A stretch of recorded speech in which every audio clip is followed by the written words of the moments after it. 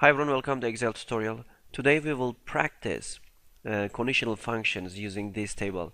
In this table we will convert the points into grades. Okay, but for that reason we not have to use only the simple if-else function.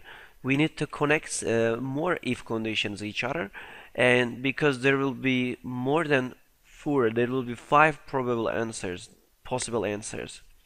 But in the simple if function we will have true or false, but for this part we will have 5 possible answers. For that reason we will write this function. Let me show you this one. Here we go. If the point bigger than 85, 5, else if bigger than 74, else if bigger than 455, it's 3, else if bigger than 45 is 2. If none of them is supporting, the result will be 1. I'm going to show you how to write this program. I'm going to delete these parts and show you from beginning. I'm going to click double and press place the equal there. We will start with the if by pressing tab. And after that I will do my logical test. I will start checking the value if it can be converted to 5. Okay, the first condition will be to check for 5. B3 where my point exists.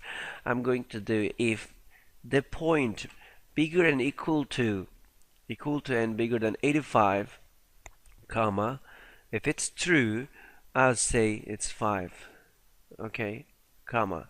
The value false, I can leave it with 4, but instead I would like to add another condition. If I make the conditions connected by means of this B3, I'm gonna write there B3.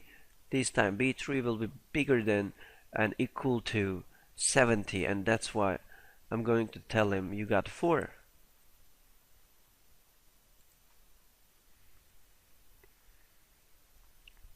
I can continue here. If it's more than 74, I need to continue with another if because I have another possible answers. I write there B3 bigger and equal to, another one will be 55. If it's true I say it's 3. Okay, I do last condition. If this one bigger or equal to 45, I say your grade is 2. Else your grade is 1.